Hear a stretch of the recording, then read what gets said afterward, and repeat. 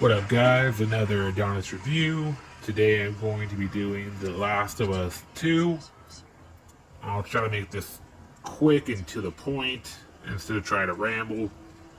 Now, first off, if you don't know what The Last of Us is, living under a rock, the first Last of Us, if you for some reason haven't played it and made a weird decision to just start off immediately with this, even with the first Last of Us being remastered, basically at the same quality, if maybe not slightly better than this quality, the story generally goes, or if you haven't watched the show as well, there is a apocalypse that has happened with weird fungus type monsters that is essentially exactly similar to a zombie apocalypse.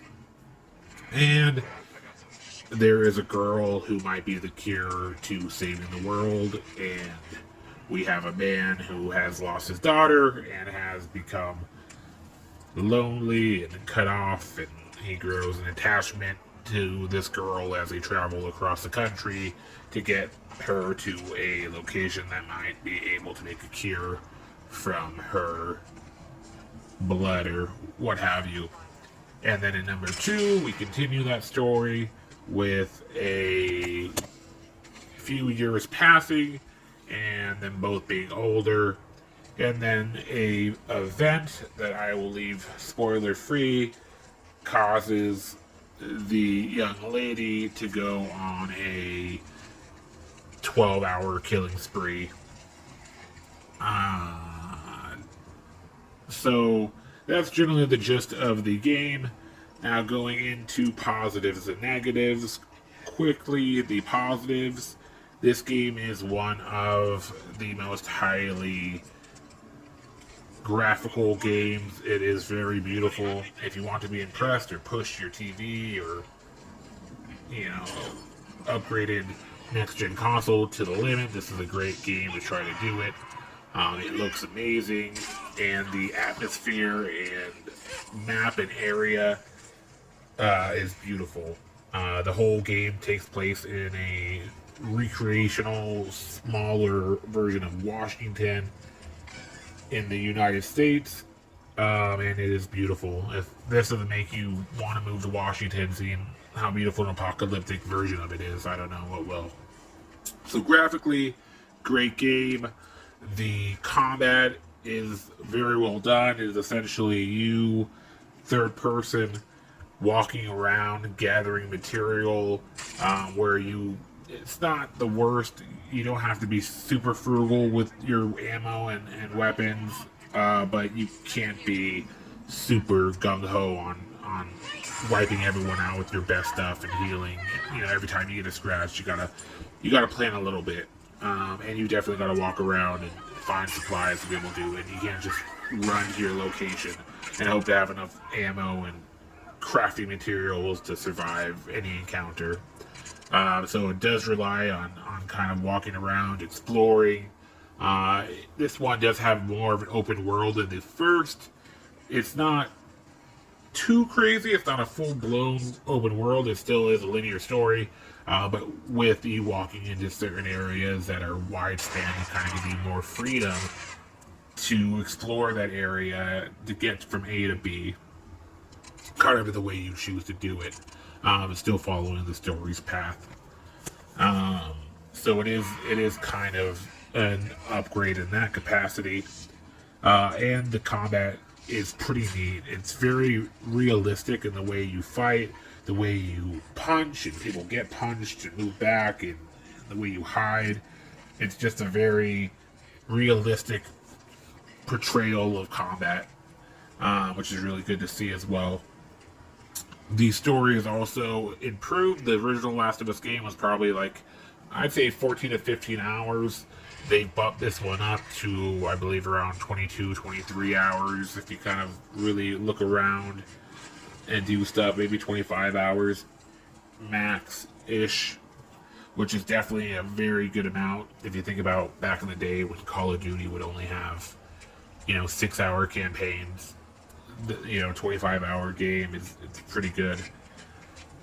So that definitely is a plus. So like I said, graphically, story-wise, combat, it's all very good. So I guess I kind of go into the negatives now. The negatives, first off, we'll go into the story being a problem. So the way that they decided to make this story longer, I kind of have a problem with.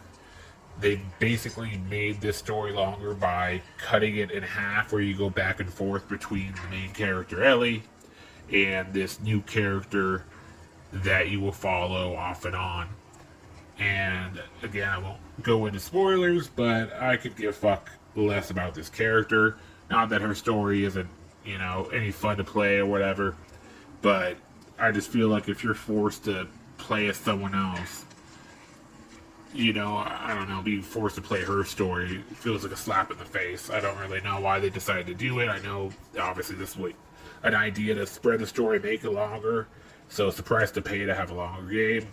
But I wish they would have switched it up. I mean, and they could have put you in the uncle's shoes, and if they did that, I think it would be better. So that's kind of the first problem. I really did take offense kind of by them making us follow the character they did for half the game, and being forced to kind of like them and, basically sympathize with their story when I didn't want to. Kind of defeats the point of going on a, kind of like a revenge mission of sorts. So that was kind of upsetting. Again, it doesn't take away from the game, but they could have done it better. I really could care less. And, don't even get me started on her fucking tits. Disgusting. Like a brick wall. But anyways, too much muscle. That's the whole point I'm trying to make. But beyond that, any other negatives in the game that I can think of, like I said, the story being divided was one problem. The way it starts off, story, just a lot of story aspects in general. If you play the game, you'll find out. It's upsetting, and I wish they went a different route with it. But of course, that's all just, I guess, enjoying the story of it all. So it's up to you, really, if you want to call it a true negative of the game. The second thing that is a negative in my eyes, this did get a upgrade, like a graphical upgrade when PS5 came out, but it's never gotten a true next-gen upgrade, which I have no clue what they're waiting for. I feel like everything and their mother has gotten an upgrade. It's games that don't need it. So I don't know why this hasn't gotten the full next-gen upgrade. If you have no real care to play this game, you don't mind waiting, I would say wait till this gets the next gen upgrade, which I'm sure probably will be free, and might as well play it like that. I feel like it has to come out soon, but there's not really any word, so maybe it'll never come out. Who knows? I don't know why it wouldn't, but I mean, if they did the crazy cash grab to get the other one out and charge you full price for it, I feel like this one has to get a next gen soon, but I don't know what they're waiting for. I feel like most next gen upgrades with games like this just offer, reflections in the water. So I don't know why it's that hard for them to do it. But that's kind of a negative as well. Waiting for that next gen upgrade to come out might be something to hold you off.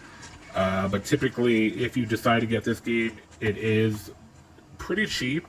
I've seen this on sale several times for $20 for the digital deluxe version, maybe even as low as $10 before, like on Black Friday for just a normal version.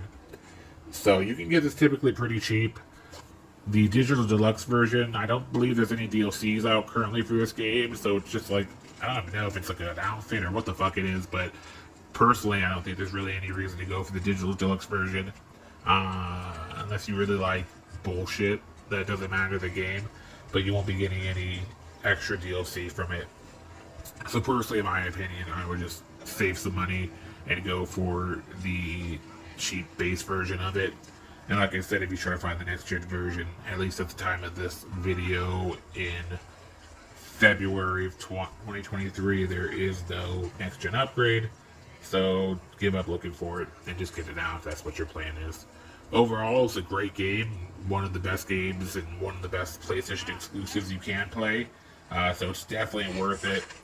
And with the coming out of the Last of Us game, again, you could then skip the first Last of Us You know, again, that's a fantastic game too, but I don't want to support them. But them charging full price for a game that came out a few years ago, even if it is a upgrade in quality, it's an upgrade. It's just, that's a $40 game, hands down, at starting price, and it doesn't go on sale very often. So I'd say that watch the show, play this, and then, you know, when that game goes on sale for like $30-$20, the remastered version of Last of Us, you know, play that and see what everyone's talking about. But this game's definitely worth a play. I think anyone can enjoy this game, no matter who you are. It's definitely worth a try. So, if you're waiting to get it, give it a try. Tell me what you think. If I convinced you and you liked it. Later, guys.